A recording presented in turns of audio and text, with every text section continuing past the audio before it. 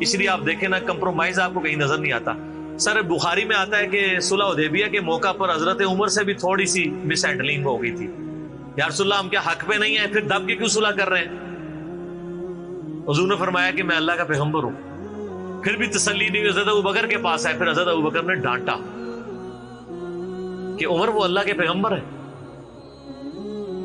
اور حضرت عمر کہتے ہیں مجھے پوری زندگی اس چیز کا غم رہے گا کہ میں نے بڑی جرأت دکھائی.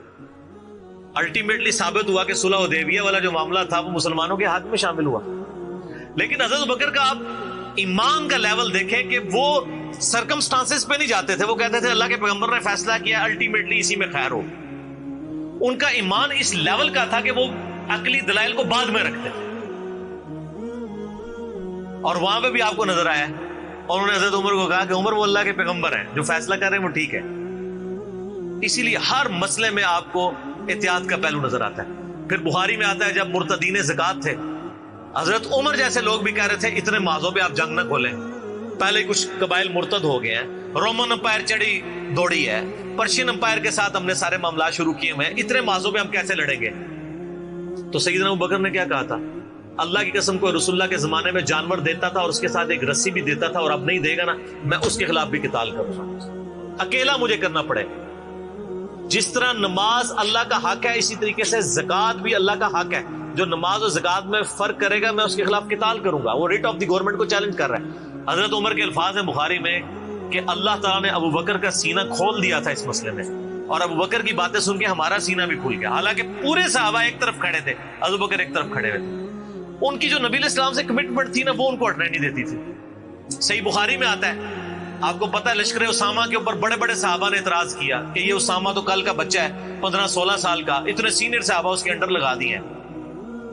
نبی علیہ السلام نے وفات کی وصیت کی تھی کہ لشکر اسامہ بھیجنا ہے, اور رومن امپائر, کیونکہ انہی کے باپ شہید ہوئے تھے نا, زید ابن حارثہ غزوہ موتا کے اندر. اب جب وفات نبی علیہ السلام کی وفات ہوئی تو پھر لوگوں کو آ کے لوگ مشورے دے رہے ہیں حضرت ابوبکر کو کہ اب تو آپ نے ڈیسیژن کرنا ہے تو اسامہ کو چینج کر دیں. ہائے ہائے, انہوں نے کہا میں اسامہ کو, جس کو نبی علیہ السلام نے امیر مقرر کیا, میں اس کو چینج کروں؟ یہ ہو بھی نہیں سکتا. یہ ان کی کمٹمنٹ کا لیول تھا. تراویح کی جماعت نہیں شروع کرائی, سر کمٹمنٹ کا لیول دیکھیں. بھائی نبی علیہ السلام نے نہیں کرائی, میں نے بھی نہیں کرانی. حضرت عمر نے بھی 3 سال نہیں کی, بعد میں کروائی, لیکن اس میں ساتھ ہی انہوں نے, صحیح بخاری میں موجود ہے کہ اس سے افضل یہ ہے کہ جو رات کے آخری پہر میں اٹھ کے کوئی گھر میں نماز پڑھ لے. یہ صرف جواز کیا تک. لیکن حضرت ابوبکر کی اطاعت کا لیول آپ دیکھیں,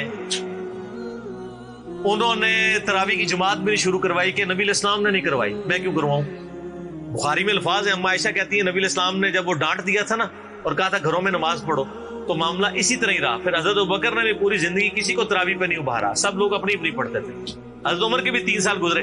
میں آپ کو یہ بتانا چاہ رہا ہوں کہ حضرت ابوبکر کسی معاملے میں رسول اللہ صلی اللہ علیہ وسلم کو کراس نہیں کرتے تھے. میری اپنی زندگی کا نچوڑ ہے, آپ اختلاف بھی کر سکتے ہیں. میں نے علمی دلائل کے ساتھ یہ چیز لرن کی ہے کہ خلفائے راشدین میں 2 بندے ایسے ہیں جنہوں نے کسی جگہ ایک رتی برابر بھی رسول اللہ صلی اللہ علیہ وسلم سے ہٹنے کی کوشش نہیں کی ہے. ایک حضرت ابوبکر اور دوسرے حضرت علی. حضرت عمر اور عثمان کی زندگی میں آپ کو کئی واقعات ایسے ملیں گے کہ انہوں نے اجتہاداً کچھ ایسے کام کیے ہیں جو بعد میں ان کو ریورس کرنے پڑے ہیں. انہوں نے اپنے اجتہاد سے کیے, ان کا معاملہ اللہ کے سپرد. لیکن حضرت ابوبکر اور حضرت علی جو تھے, یہ 2 پرسنالٹیز ایسی تھیں کہ ان میں جو سنت کو فالو کرنے کی کمٹمنٹ تھی نا, وہ ایسی تھی کہ وہ اپنی عقل کو دوسرے نمبر پہ رکھتے تھے. ابو داؤد میں حدیث نہیں, حضرت علی کہتے ہیں اگر عقل پہ جانا ہوتا نا تو میں پاؤں کے نیچے کا مسا رکھتا موزوں پہ, کیونکہ وہ گندا تو وہ ہوتا ہے ایسا. لیکن سنت کہتی ہے اوپر, کہتا اوپر پہ حجت مت. ایون صحیح بخاری میں آتا ہے جب قرآن جمع کرنے کی باری آئی تو کس نے مخالفت کی؟ حضرت ابوبکر نے. میں وہ کام کیوں کروں جو رسول اللہ نے نہیں کیا؟ پھر صحابہ سے ڈیبیٹ ہوئی, الٹیمیٹلی حضرت ابوبکر صدیق قائل ہوئے. ان کا پہلا جواب ہمیشہ ہوتا تھا نا, نبی نے نہیں کیا, نہیں کرنا. اب میرے ساتھ بحث کرو, قائل ہوں گا اور دیکھوں گا کیا رسول اللہ کی منشا اس میں شامل تھی تو میں ایگری کروں گا, ادروائز نہیں. اسی وجہ سے حجت متوں پہ بھی پابندی نہیں لگائی. حضرت عمر نے لگائی, بعد میں ریورس کرنی پڑی. حضرت عثمان نے بھی لگائی, پھر ریورس کرنی پڑی. صحیح بخاری میں آتا ہے حضرت علی نے مخالفت کی. لیکن حضرت بکر کی زندگی میں آپ کو سنت کے ساتھ کمٹمنٹ کا یہ لیول ملے گا, کبھی ان کو کوئی ڈیسیژن ریورس نہیں کرنا پڑا. ان کی نبی علیہ السلام کے ساتھ جو عقیدت تھی نا, اور ہر معاملے میں حتیٰ کہ صحیح بخاری اور مسلم میں آتا ہے. اور نبی علیہ السلام کا کیا ریگارڈ ہے, بخاری مسلم دونوں میں آتا ہے کہ نبی صلی اللہ علیہ وآلہ وسلم نے, یعنی بیماری کے دن تھے آپ کے, آپ نے فرمایا کہ ابو بکر کو میری جگہ نماز پڑھائے. تو حضرت عائشہ کہتی ہیں کہ میں نے کہا یا رسول اللہ صلی اللہ علیہ وسلم, میرے باپ جو ہے رقیق القلب ہیں, آپ کی جگہ مصلی پہ کھڑے ہوں گے نا تو وہ برداشت نہیں کر سکیں گے کہ یہ دن بھی دیکھنا پڑا کہ اللہ کے نبی مصلی پہ نہیں آئے اور میں ان کی جگہ کھڑا ہوں, تو نماز نہیں پڑھا پائیں گے. تو آپ فرمایا لا, ابو بکر کو کہو کہ نماز پڑھائیں. پھر انہوں نے ریکویسٹ کی, نبی علیہ السلام اتنے غصے میں آئے. بخاری اور مسلم کے الفاظ ہیں, آپ نے فرمایا تم تو یوسف والیاں ہو. ہوئے ہوئے ہوئے, یوسف کو کس نے تنگ کیا تھا؟ زلیخا اور باقی عورتوں نے. کتنی نٹوریس مثال تھی اگر آپ کمپیئر کرنا شروع کریں, بالکل 100% بٹھائیں تو. حضرت یوسف کو تنگ کیا نا, اپنی طرف مائل کرنا چاہتی تھی. یہاں پہ وہ والا نیگیٹو پہلو نہیں تھا, لیکن یہاں پہ نبی علیہ السلام نے اپنی بیویوں کو کیا کہا, تم بھی یوسف والیاں ہو. جس طرح ان عورتوں نے یوسف کو اپنی مرضی کے مطابق چلانے کی کوشش کی تھی, تو مجھے اپنی مرضی کے مطابق چلا رہی ہو. ابو بکر کو کہو کہ نماز پڑھے. اتنی کمٹمنٹ. پھر انہوں نے نماز پڑھائی. صحیح بخاری میں آتا ہے, اما عائشہ کہتی ہیں حضور اپنی وفات کے دنوں میں کہتے تھے, عائشہ میرا ارادہ ہے میں تیرے بھائی عبد الرحمن بن ابی بکر اور تیرے باپ ابی قحافہ ان کی یعنی نیت تھی, اس کو بلاؤں اور ان کو میں لکھ دوں. مجھے خطرہ ہے کہ میرے بعد کوئی ڈیمانڈ کرے گا, لیکن اللہ اور میری امت ابو بکر کے علاوہ کسی کے لیے راضی نہیں ہوگی. یہ تو بعد میں پتہ چلا نبی علیہ السلام اشارتاً کیا بات کر رہے تھے, امر خلافت. اس حدیث کے تحت میں نے 55B مسئلے میں بتایا کہ نبی علیہ السلام اگر اپنی زندگی میں کسی کو خلیفہ نامزد کرتے تو حضرت ابو بکر کو کر کے جاتے, کیونکہ نبی علیہ السلام بادشاہ نہیں تھے, اللہ کے پیغمبر تھے. آپ اپنے خاندان میں کبھی بھی یہ معاملہ نہیں کر سکتے, اور یہ بات صحابہ کرام کو پتہ تھی. لیکن جب اللہ نے آپ کو گارنٹی دی کہ اللہ اور میری امت ابو بکر کے علاوہ کسی پہ راضی نہیں ہوگی, تو پھر نبی علیہ السلام نے اس مسئلے کو ان اٹینڈڈ چھوڑ دیا. بخاری میں ہی آتا ہے, ایک عورت حضور کے پاس آئی اور کہا یا رسول اللہ آپ فوت ہو جائیں اور میں اس کے بعد آؤں اور آپ کو نہ پاؤں, تو فرمایا ابو بکر سے مل لینا میرے بعد.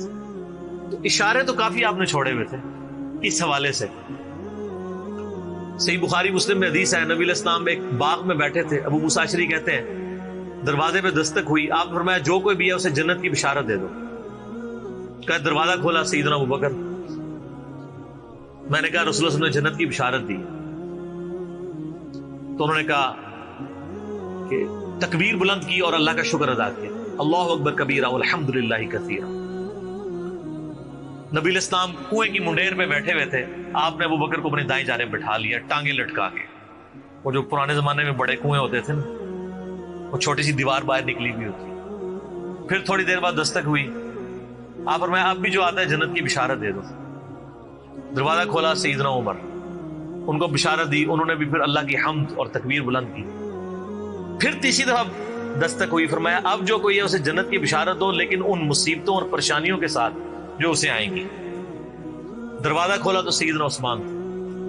انہوں نے اللہ کی حمد بیان کی اور کہا میں اللہ کی پناہ میں آتا ہوں ان فتنوں سے اور پریشانیوں سے جسے مجھے اس کا سامنا کرنا. حضرت عمر کو حضور نے بائیں جانب بٹھا لیا. اب دائیں اور بائیں جگہ ختم ہو گئی تھی, تو